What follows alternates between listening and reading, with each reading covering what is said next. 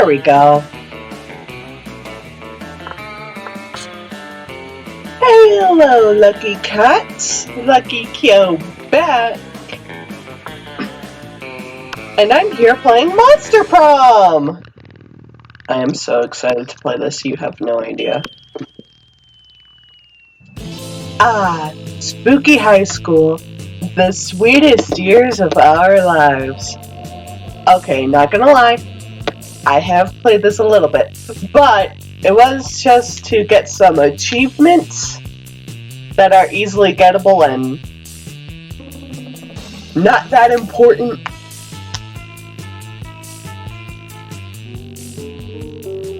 But I'm still excited to play this regardless. Back then, we were young and unafraid. Sometimes reckless, sometimes brilliant, sometimes just stupid, but always willing to live life to the fullest. We were on a wild journey to discover who we really were. Why? I'll be her. I like blue. Let's go! And we had yet to experience its ultimate challenge, the Monster Prom. I remember it clearly. 3 weeks were left, and as we fantasized about our dream prom dates, we were all scrambling to catch the attention of one of our 6 most charismatic classmates. Huzzah! Miranda Vanderbilt, a sweet mermaid princess who was as cute as she was genocidal. Damien LaVey, 21, a fearless demon with a taste for destruction and a love of fire. Scott Howell, 21, a werewolf athlete who compensated for his rather small brain with a stupidly huge heart. Liam De Lioncourt, 4XX, so about 400. A hipster vampire whose standoffish demeanor hid that he was truly a lovable dork. Yay! Polly Geist, 22, a party ghost with an insatiable hunger for all the wrong things. And Vera Oberlin, 23, a mean, self-made Gorgon with a merciless sense of business. It was clear it had to be one of them. But who? We only had 3 weeks to choose our prom date, and even more daunting, we only had 3 weeks to woo them and conquer their heart. But as I already said, we were young and unafraid, and we were ready to start. Welcome to Monster Prom's stupidest pop quiz ever. All minds are rotten, but they are rotten in so many different ways.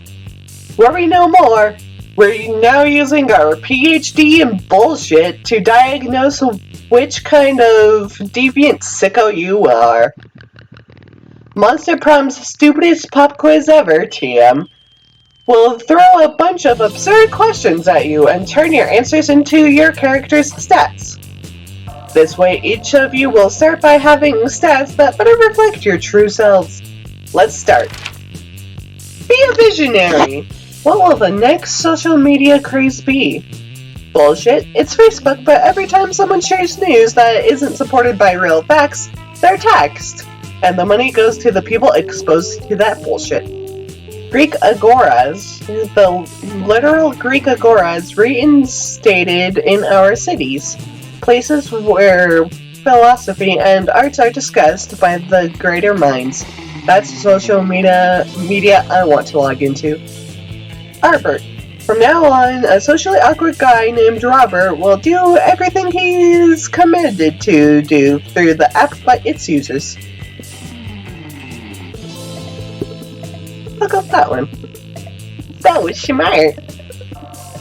The coolest reality show would be people in positions of power must face all sorts of questions relevant to their field, and if they fail, they lose their job and society wins.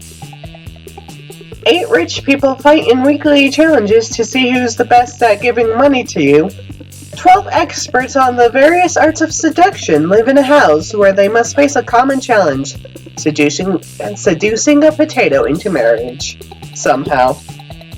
Oh, charming.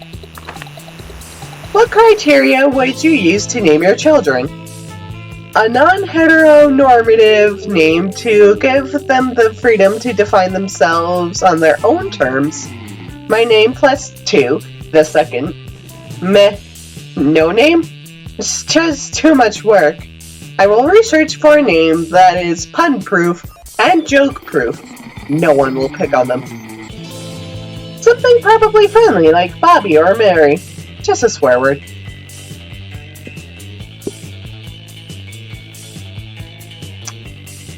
Damn it. Well, I'm on the way to Will Scott, I guess. Let's go.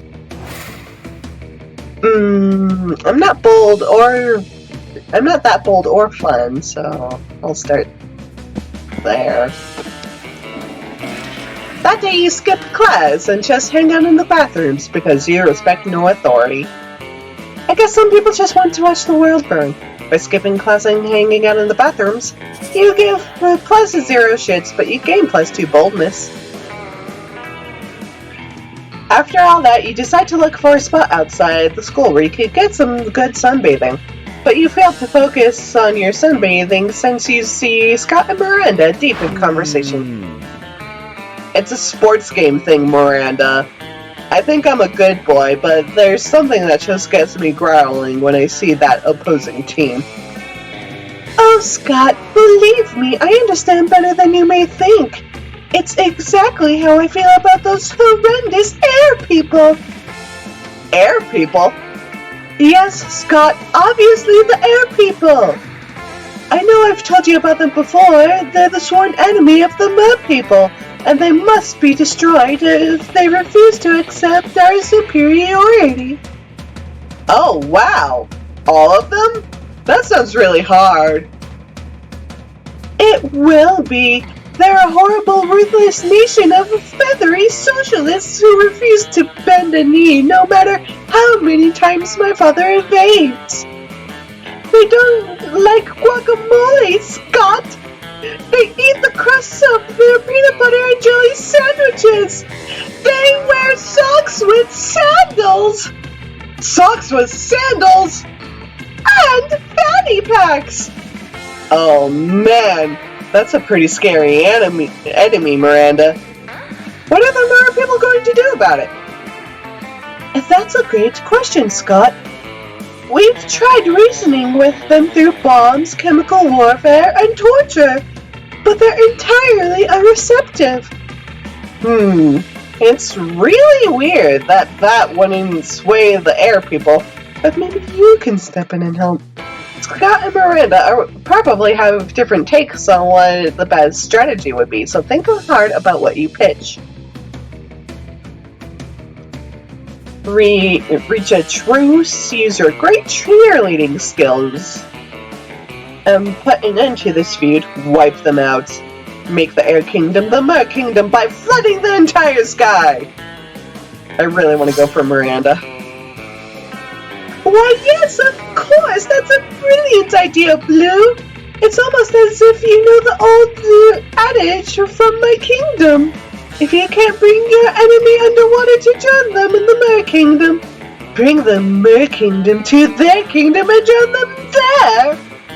Oh, that's a good adage, Miranda. Also, what's an adage? No time to explain, Scott! Let's start Operation Flood the Entire Sky! Here, take a bucket full of water. Glory to the mer people! Glory to the mer people! Hooray!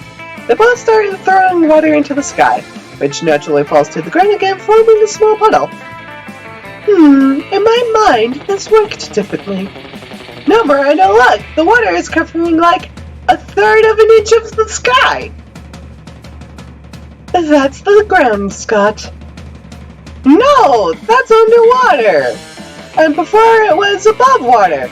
So it was technically part of the sky, it's just a very low part of the sky. Oh, I see! It's true! Let's fill the buckets! Sooner or later we'll fill the whole sky! You're right! Yeah, I'm a glass half full guy, or should I say, a sky half full guy. Wink. Oh, you just said wink out loud? That's really charming!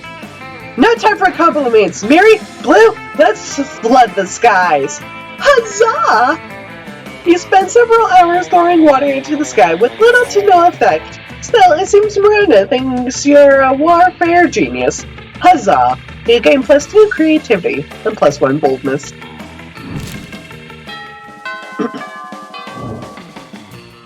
Let's go! Miranda! I want to sit with you! Polly and Miranda sit together, surrounded by Miranda's customary crowd of serfs. So, wait, you've actually got serfs who eat for you? Well, of course, I find eating to be terribly undignified, so I almost never do it. Hey, me neither! What other kinds of crazy serfs have you got? Well, I have a serf to go to the bathroom for me, a serf to experience difficult emotions for me, and a serf for keeping my silverware in alphabetical order. I even have a serving serf for standing on top of whenever I go surfing. Wow, that's a lot of serfs. It's a fair amount. The only limit is my imagination. Unfortunately, my imagination serf imagined a way to escape from serfdom, so now I'm all out of ideas. Well, I'm sure with the help of Blue, we could probably think up a dope new kind of serf. Oh, is that so? I can't wait! Well, you're on the spot now. What will it be? Oh, Miranda, you should get a puppy serf. It's not actually a serf, it's just like 50 cute dogs. You should get a party serf, Polly. A serf to experience your hangovers for you. You should get a puppy one. A serf that's actually just a room full of cute puppies? Why didn't my imagination serf come up with such a marvelous idea? I swear if he hadn't escaped, I'd have him hanged by my execution serf immediately! As a matter of fact, would you like to be my new imagination serf? The pay is non-existent, but you make up for it in your constant fear of death. You politely decline Miranda's offer, but agree to go to the animal shelter to pick out a puppy serf instead. Huzzah!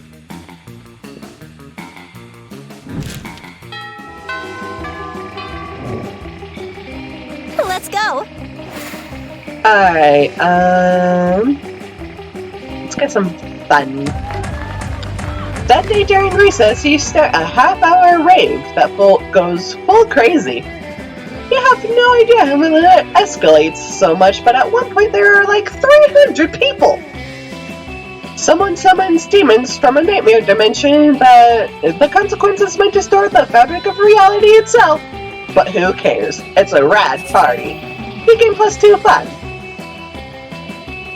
You see Liam and talking to Miranda. Miranda looks confused and Liam looks frustrated.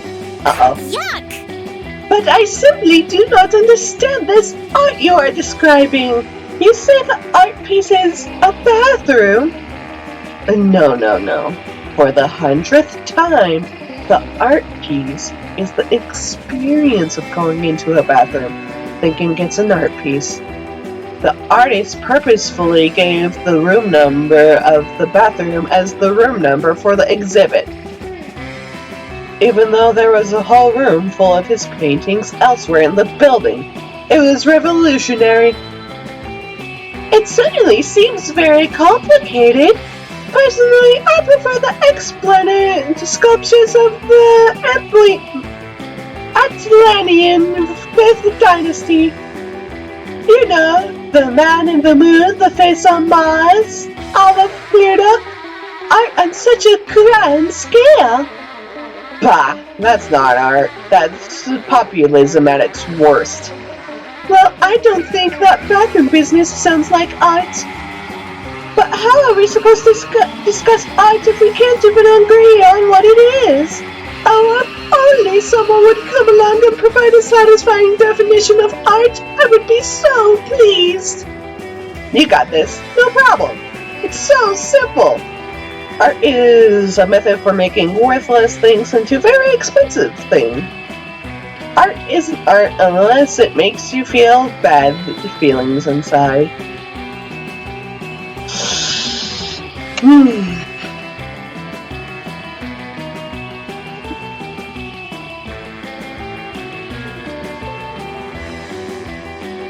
Well, the first one definitely sounds like Miranda. But I'm not too sure.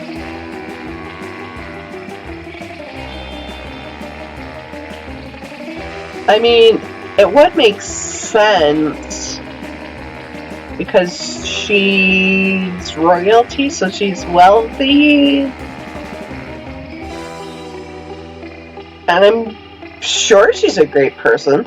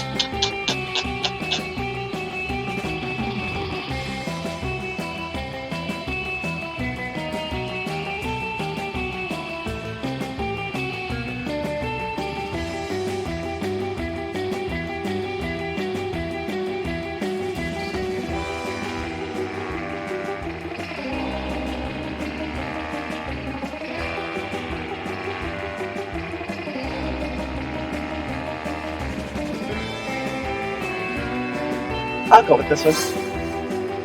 Oh, how true!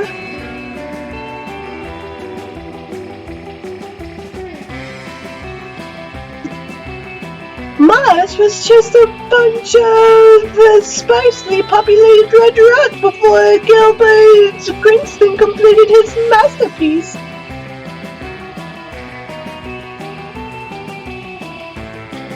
After that, he was able to sail into the Arcturans for 1 trillion doubloons.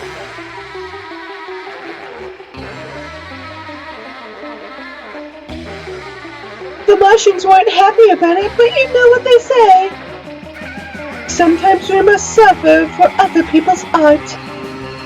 That last bit is the only part of what you're saying that I agree with. So that's what happened to life on Mars.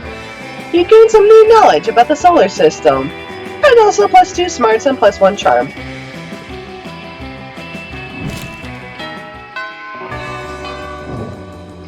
Hooray, I win!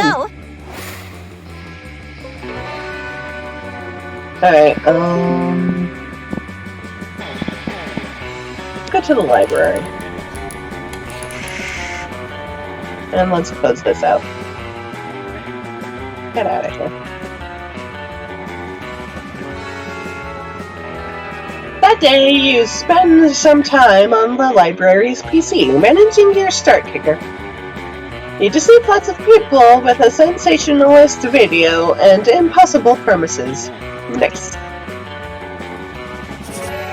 You gain 100,000 money, but almost everything goes to cover costs, and you keep only +2 money.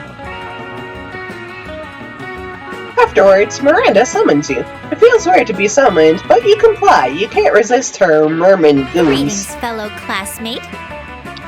Thank you for coming, my dear. I have finally decided to trust you with my most important aspiration. I am determined to be the Queen of Prom. The royal ascension is nigh. We must prepare. Most of my competition is naive. They foolishly assume that prom queen is a purely ceremonial title. Except Ursula Jr., she's proving to be quite a worthy rival. I respect that. Which is why we must destroy her reputation immediately. Any thoughts? Let's convince everyone that she likes humans. Or fart jokes. Let's convince everyone she likes humans. It doesn't take much to make someone look bad in this day and age. You, however, are monsters. I went for a total overkill. You hire a Chinese hacker to plan 10 years of pro bono work rescuing human babies from lawnmowers in Ursula's name. At recess, Dr. Babylove of the Babylove Institute appears out of nowhere and presents her with a Humanity Award. Yes, this will seriously harm your standing with the evil lawnmower creature contingent. That's an important voting block. They're the ones who keep the schoolyard so tidy. You can +2 boldness and +1 smarts.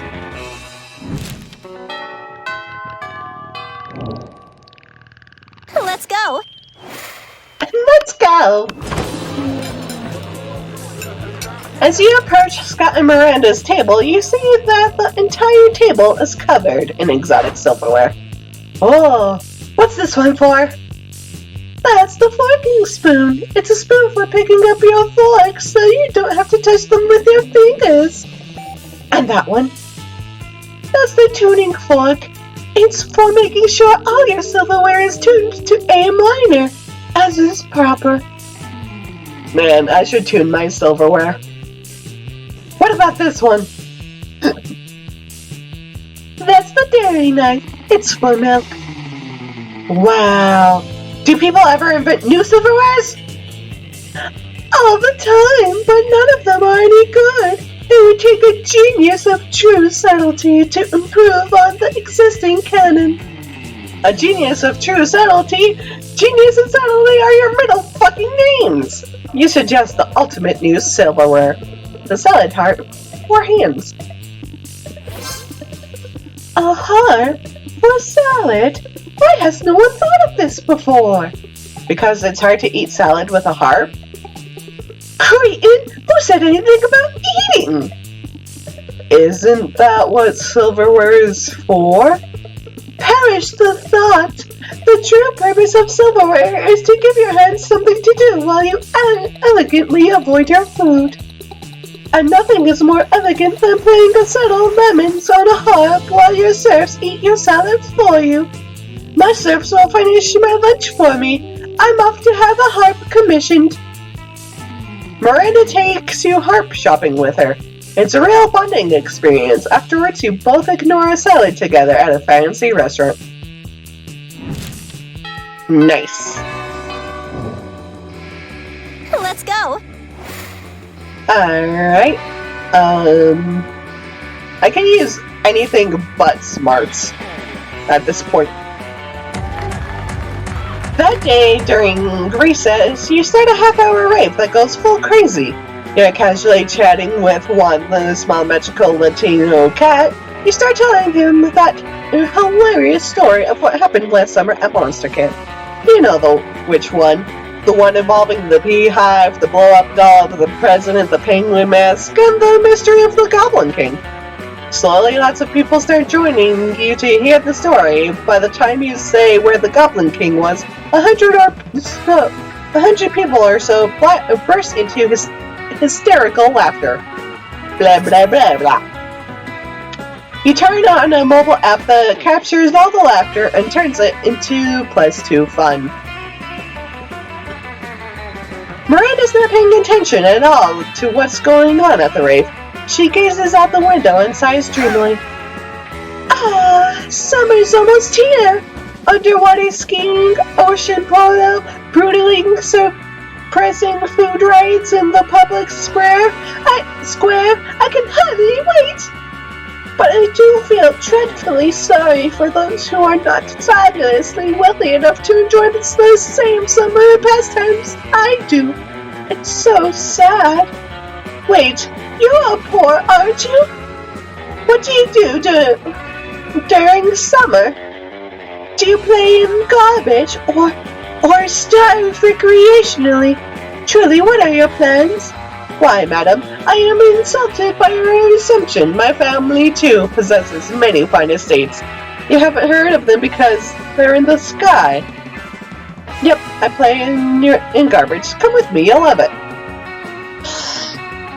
I know she doesn't like sky people, but I don't think she'd like garbage either. Uh-oh.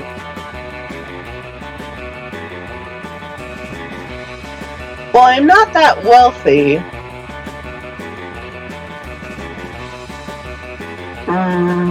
Go for it. Damn it! In the sky? But the sky is the home of the air people! I did not know you were one of my family's mortal enemies! You do not appear hideous and feathery at all! But I see now, the feathery hideousness must be inside your soul! Does it get uncomfortable having many diseased and lace-ridden feathers all crammed into your soul? It doesn't hurt each morning when you wake up and remember what a horrible person you are? I can't believe my bodyguards even allowed you this close to me. You are contaminating the very air I breathe. My God, air! It's everywhere! Miranda's bodyguards toss you out of the school, burn the school down to sterilize it of your filth, and then build an exact replica. You lose 2 smarts and 1 boldness. Damn it. Don't worry, we still got this.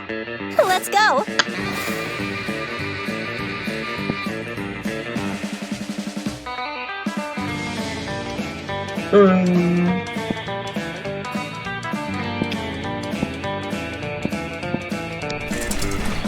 That day while rehearsing for the class play, it's as though the muses themselves have descended to give you figurative oral sex. Your performance is intense and inspiring. It will be remembered for generations, which is pretty rad by high school play standards. You gain +2 creativity. Somebody puts a sack over your head and throws you in a car. You drive for hours before they let you out and take off the sack. It's clearly the first floor restroom. Miranda is sitting on a makeshift throne while her goons jump in and out of the toilet. And salutations! I'm so glad you came! My Prom Queen campaign is moving on to the next stage.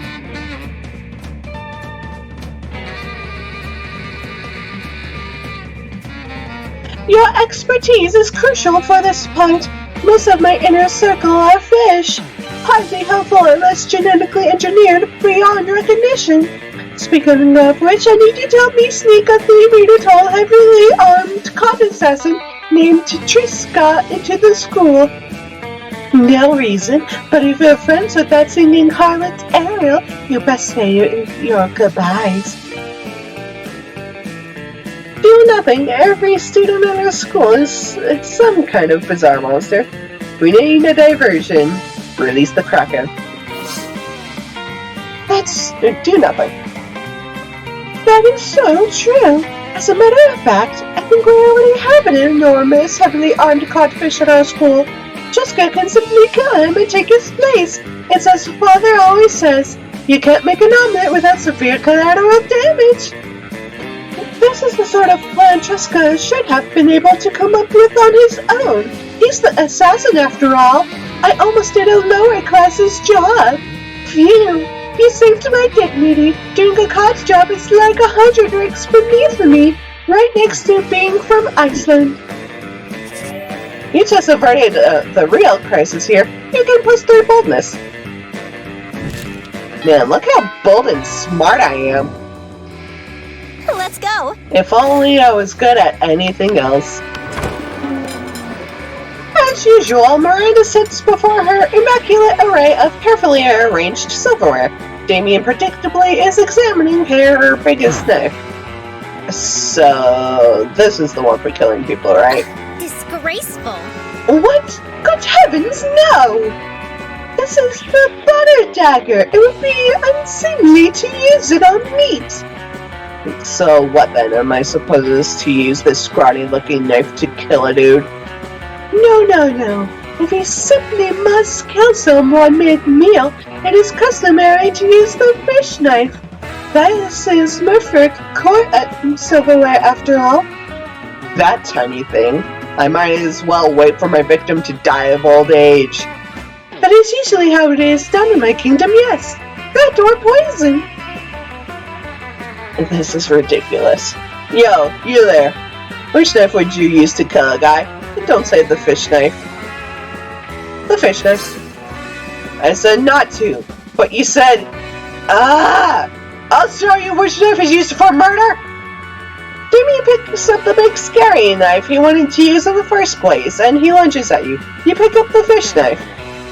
Yes, defend my honor. Make sure to hold the knife with the pinky extended. What? How did you disarm me? I'm normally the best at stabbing. Fuck me, I guess the fish knife really is the best for murder after all, huh? One must never doubt a princess in matters of silverware, my dear.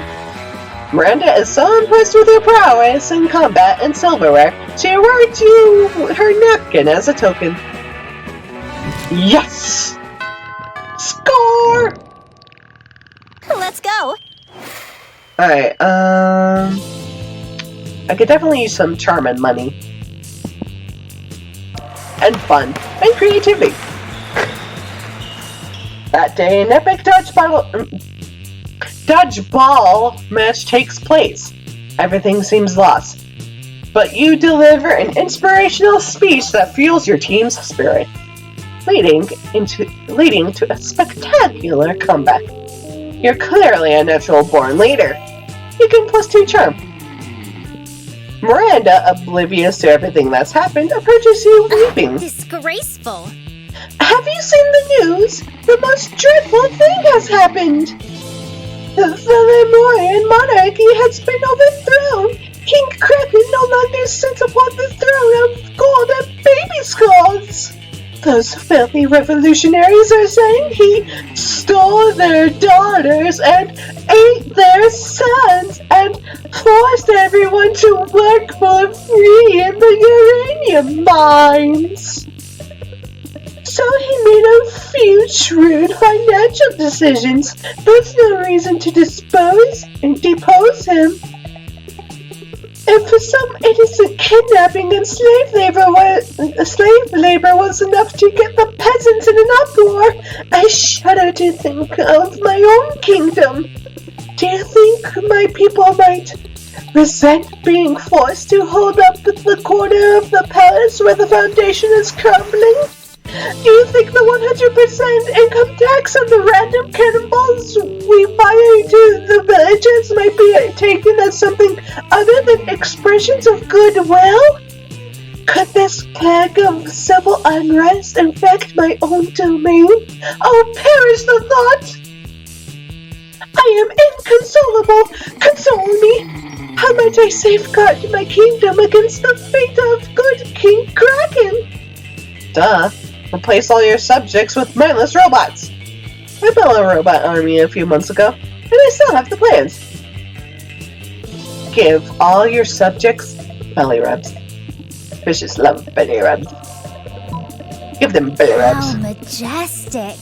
Oh, I'm not charming enough. Damn it! How elegant! How do you mean? How cost efficient! I'll implement it at once. But soon. Oh, the horror! The plan could not have gone more wrong! You see, to avoid the drudgery of rubbing bellies myself, I conscripted 100,000 serfs to do it for me.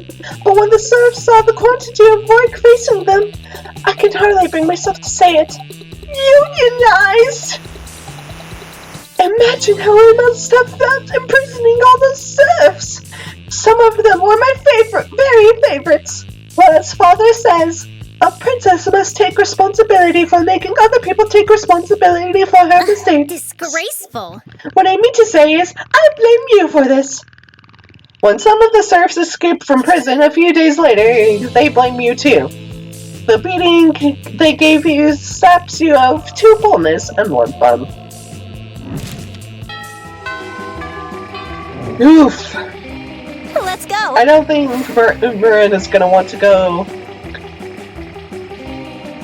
is to the prom with me that day during recess to start a half-hour rave that goes full crazy. Everything is fine until the small magical Latino cat asks what you think you're doing. Damn, you didn't remember you suck at dancing!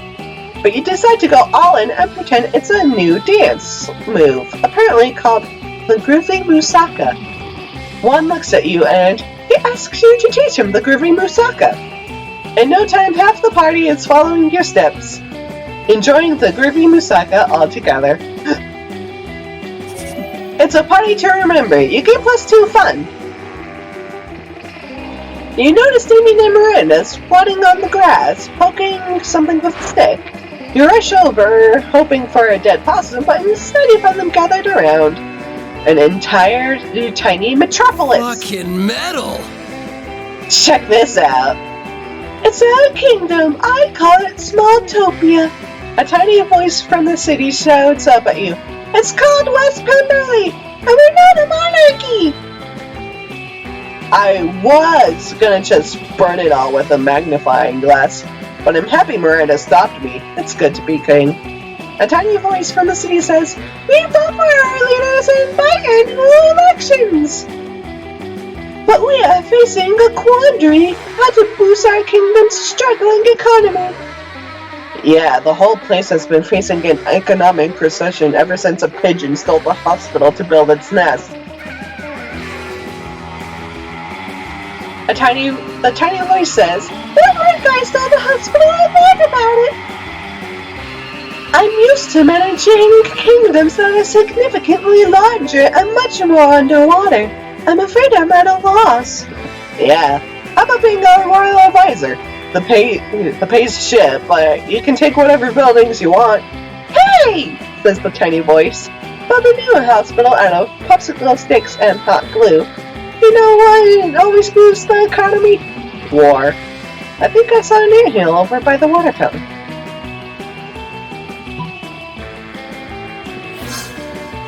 See, Miranda? I'm gonna get Damien out of this, aren't I? This is exactly what I've been telling you. The best solution is usually violence-related. I am. You truly are wise, Damien. Very well. To war! The three of you instigate a war with the ants by leaving a trail of syrup between Smalltopia and the anthill. The tiny city is soon devoting its entire infrastructure to combat the forming menace. They build barracks, train troops, and construct missile silos. By the end of the period, they've bombed the ants back to the Stone Age with tiny, adorable nuclear weapons. The drinking fountain will be radioactive forever, but Smalltopia's new military industrial complex really has revitalized its economy. You gain +1 boldness and +2 money as a bonus for your new permanent position as the Smalltopia Defense Council. Oh, I didn't get either. Neat! Let's go. No sooner have you sat down at Damien and Miranda's table than a haunting melody fills the air. It is a melody of cold northern peaks, of cloying sweetness, of a subtle bovine treat, a song of the Ice Cream Wizard! He's here! I'm gonna eat so much ice cream and then puke on someone I don't like! Oh goodness, the Ice Cream Wizard only comes about once per solstice, during the hour of the ascendant pancake.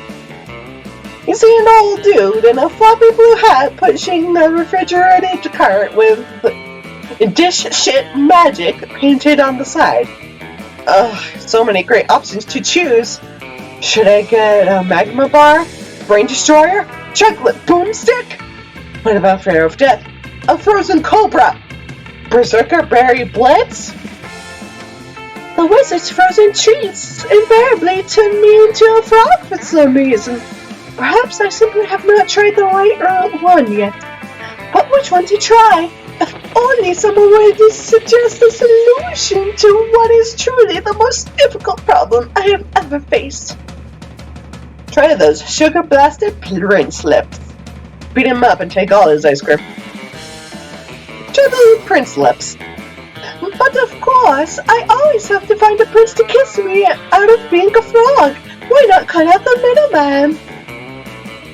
Prince lips? Gross. I've already got a pair of those attached to my face. What? Where? Here, where my mouth is. Wait, Damien, you're a prince, but you hide it so well. Gee, thanks. Miranda's not paying attention. She's already traded the ice cream wizard several gold ingots for a pair of sugar-basted prince lips. Oh my, I can taste the enchantment already. Miranda finishes the prince lips in 3 graphic smooches. Afterwards, her lips are pretty cold, and she invites you to help warm them up. Yes! Let's go.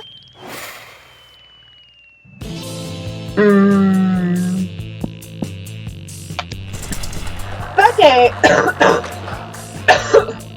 while rehearsing for the class play, you can't help but feel that you're not as good as the role requires you to be.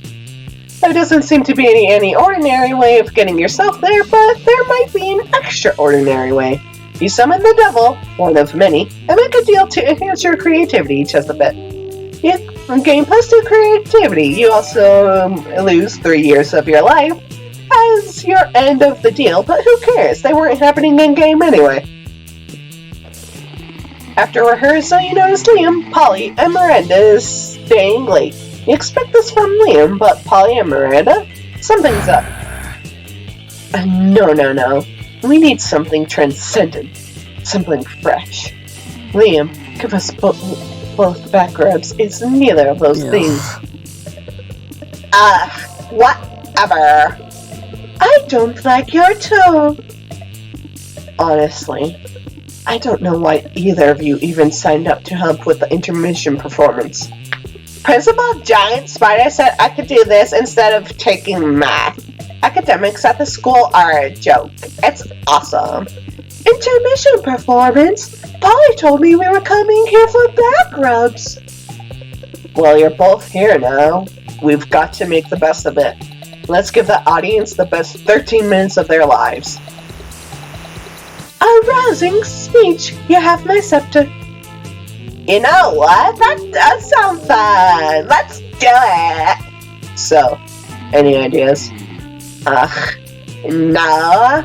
How are we gonna do a great performance if we don't even know what we're gonna perform? We enact Snow White. Miranda can be Snow White, Liam can be the prince, and Polly can be every single other character. They just throw money at them. People love money. Oh yes, the role I was born to play. Literally. A prophecy foretells that I will one day fall asleep after an allergic reaction to an apple. Are you sure Polly can play all of those roles? There are at least 7 others. Hell yeah! Finally a use for all these false spears I've been collecting, and all of these amphetamines. In that case, we have a cast. I'll have to spend some time ruling a small kingdom, of course, to get into character. Oh, you can use Lemuria. Father just had their old prince executed. You kick back to watch them rehearse. Polly pulls out like 20 big beards from God knows where. You gain +2 fun and 1 creativity. Let's go.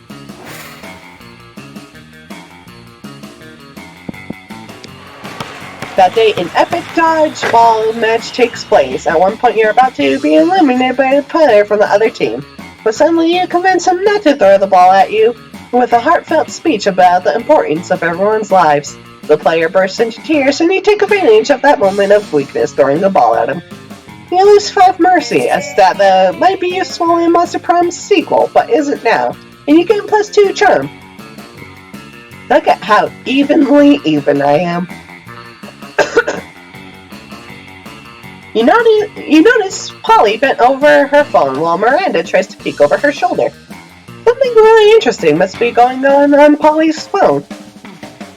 When you get closer though, you see that Polly's just on Tinder again, swiping right on everybody. Miranda seems in trance, though. I get a little worried. What? What did you say this was called again? Tinder. And means that an app for finding true love? Sure. How majestic. But I never knew. I have spent countless hours going to royal balls and kissing frogs and pretending to be in a magical slumber. When I could simply have been using this app? I mostly use it for collecting dick pics. What are these dick pics? Tokens of affection? Oh, alas, to be so far behind in my quest for love. I am 19 years old, practically an old maid, and only now learning of this. Oh, how will I ever make up for the lost time? Don't worry, I'll coach you in the mysterious ways of Tinder. You'll have a whole harem in no time. You still don't have Tinder? Why should you worry about having Tinder when you can actually own Tinder? Why don't you just buy the entire company? Don't worry, I'll teach you the ways. Shiny armor. You would do that?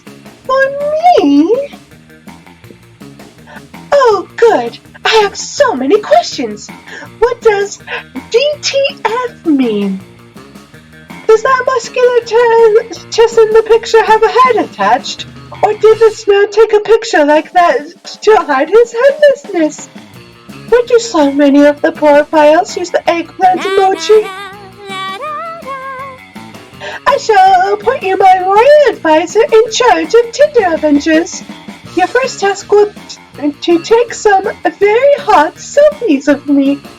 You're not sure Miranda knows what selfie means, but you're not complaining. You gain +2 charm and +1 smart.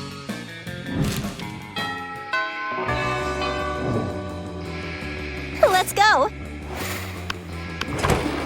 The table you choose is quite crowded. Liam sits across from Miranda, who is flanked by 2 well-dressed servants. One of the servants cuts a slice of Salisbury steak and feeds it to the other. Seriously, Miranda, you have servants to chew your food for you? Disgusting! What? Of course not! That would be barbaric! The servant happily swallows the Salisbury steak. I have servants to eat for me. They're called eating serfs. Don't you have any? First of all, no, I don't eat food. Second of all, that totally defeats the purpose of eating. Aren't you worried about starving? Why would I be? My serfs get all the calories I need to stay fit and healthy. Enough. I have no objective reason to care about this. But suddenly, it's all I care about. Someone convinced Miranda to stop this madness. Maybe you should start this madness, Liam. Imagine all the food you can Instagram without having to eat any of it. But Miranda, look at the contented smile on your servant's face. You think he's eating for you, but he's secretly eating for himself. Not bad. You might have a point there. For too long, I have needlessly ordered off the cafeteria menu, leaving my food untouched, even as I take the most artistic breaths. I justify the wastefulness by the intense artistic merits of my photographs. But I need to compromise no longer. Finally, I can have my cake and pay someone else to eat it too. Still, Miranda, this makes way less sense for someone who actually needs to eat to survive. Oh, you're just jealous of how cute my serfs are. Eat up, little guys. I'm not full yet. Seriously, how does Miranda keep from starving to death? Did they put an IV in her while she sleeps? Whatever. She's happy.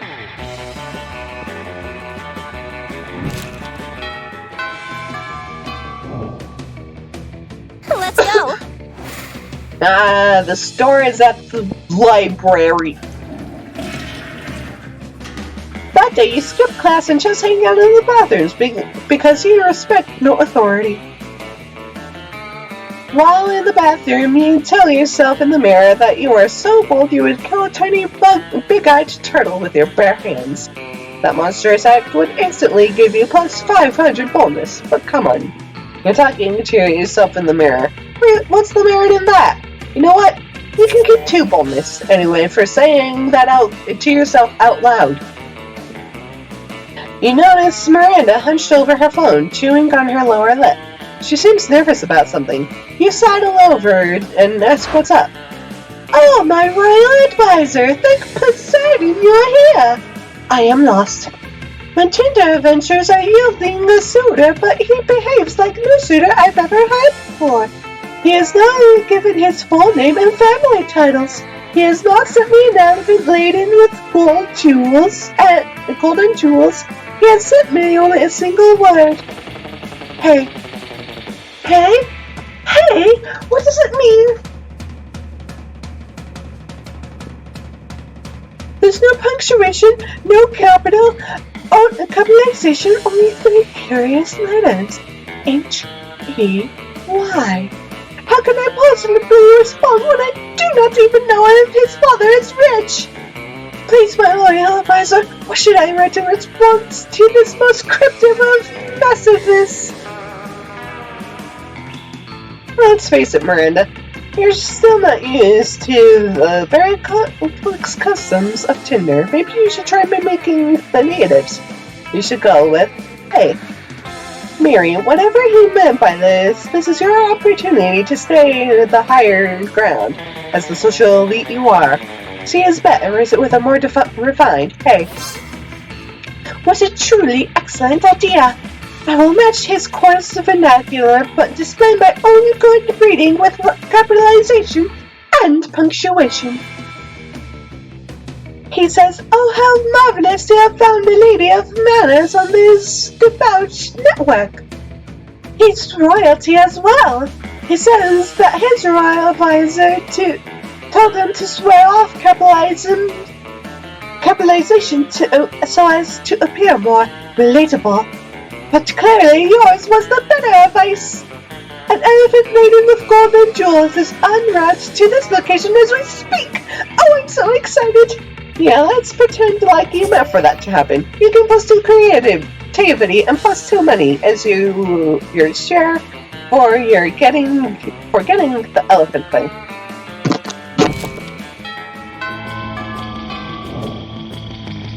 Let's go.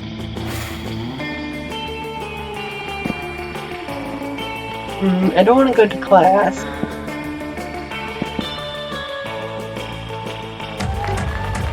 That day during recess, you start a half-hour rave that goes full crazy. You spot one, the small magical Latino cat, who seems a bit sad. He explains that he's worried people are so used to calling him Juan the small magical Latino cat, that now everyone defines him only by his size, magicality, ethnicity, and species. He's so much more than that. You correct him. You don't see him in such simplistic terms and convenient definitions. It's just that there are around 23 other different ones in the school, so adding all that to his name is quite necessary. You tell him you'll never forget about him and the crazy adventures you both lived together in Monster Prom's prequel, Monster Middle School. You have a great time remembering those crazy stories. You can plus 2 fun. Afterwards, a royal procession, 500 members strong, informs you that Miranda has requested your presence at dinner tonight. The restaurant she's chosen is so fancy it has its name is unpronounceable by anyone making less than 6 figures. But with all these heavily armed guards around you think it's unwise to refuse, and so later that night, this restaurant is remarkably charming for a low-born establishment. Granted that the footwear is only platinum, not diamond. And this wine seems to be significantly less than 1,000 years old. But at least our table is held up by 3 weeping serfs, as it ought to be. Garçon, 1 bowl of rubies and a bowl of actual gold, if you would be so kind, and my suitor will have. Quick, pick something before she realizes that you've never been anywhere fancier than Wilmer's Chicken Hut. It doesn't matter what I order, anything will taste good as long as I eat it with you. One of everything, and I'm buying.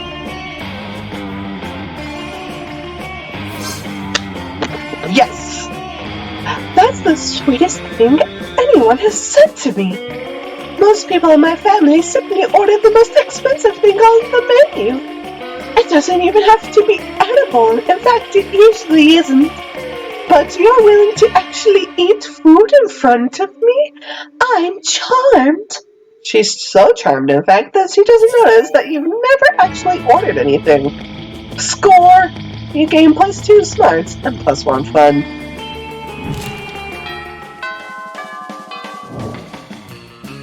Let's go. Miranda!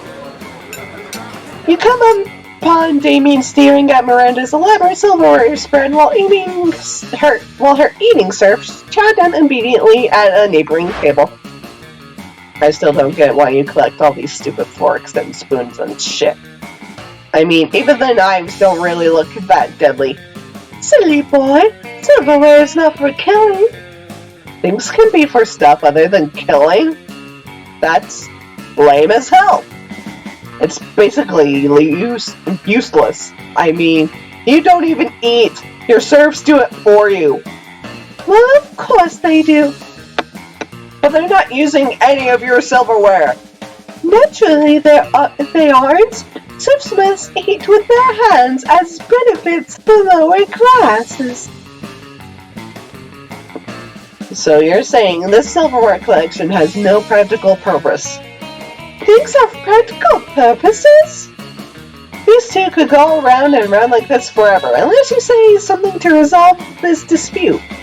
Damien's right, Neri. Maybe it is time you started murdering people with your silverware. Lay off Miranda, Damien!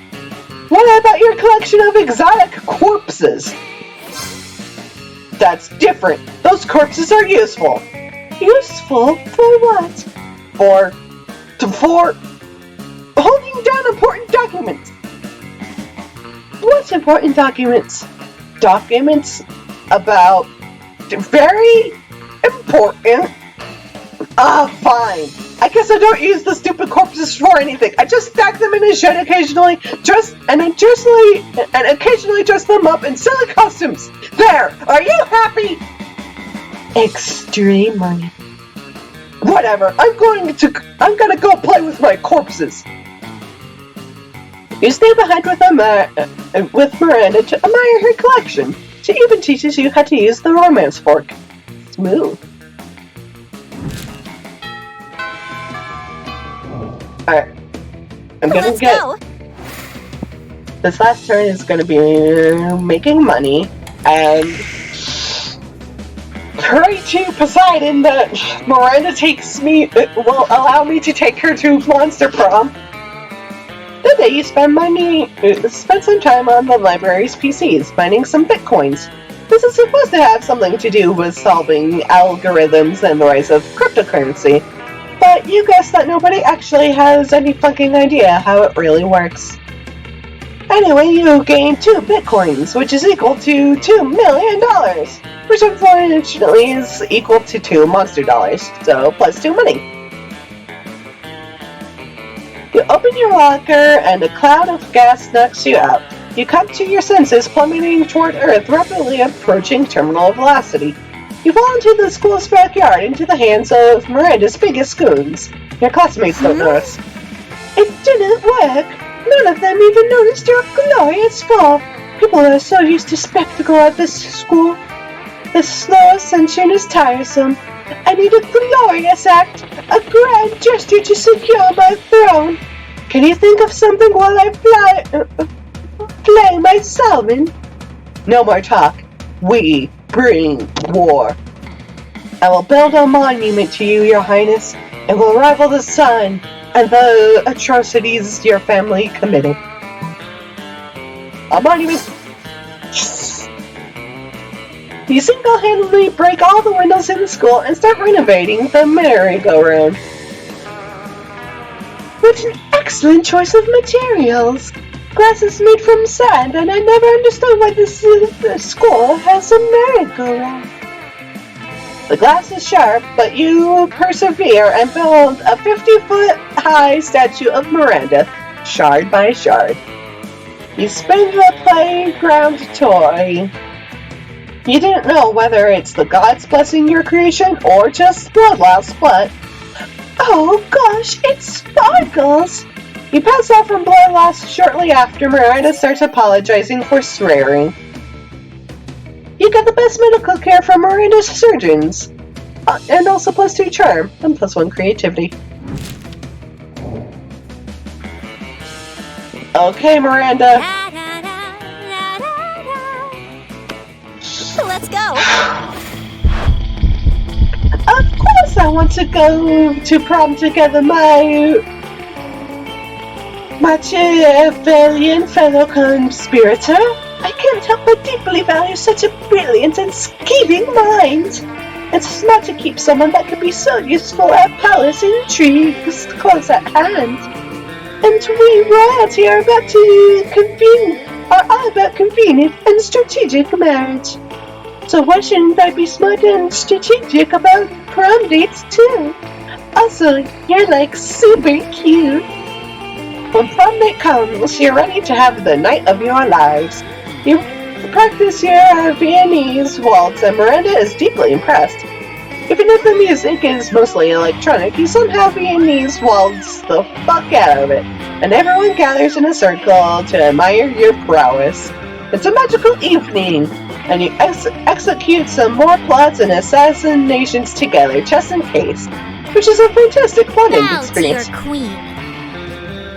You and Miranda are selected as prom royalty. And you know it's a bit cheesy to say this, but Miranda's beauty is heightened by the delicacy of her enemy's blood all over her body. It's truly been a magical evening. Ooh, that was a secret ending. Most likely to make Pluto a planet again. What? Why can I use my quitting surf for this boat? How disastrous.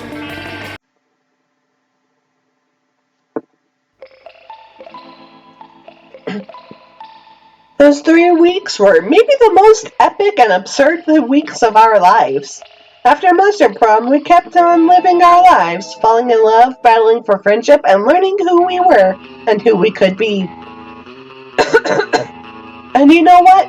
As it always does, life happened, and it was wonderful. Miranda and Damien received an award from Smalltopia for their work as city planners. Smalltopia citizens still insist the award was fake, and they pray for the two of them to stop messing with their city. Liam kept doing art so hard that he eventually evaporated and became the concept of coolness itself. While leaving the physical plane, the last thing Liam did was give everyone a condescending look. Scott became a world-renowned athlete, but he ended his career to come back to his hometown, take on the job of an athlete he'd admired the most. Now he's here again at high school, working as coach. During those 3 weeks, Monster Prom seemed bigger than life, and then it was gone, just like that. The battle for Monster Prom might have ended there, but there were lots of battles left in that war called youth. But once again, we were young and unafraid, and we were ready to start.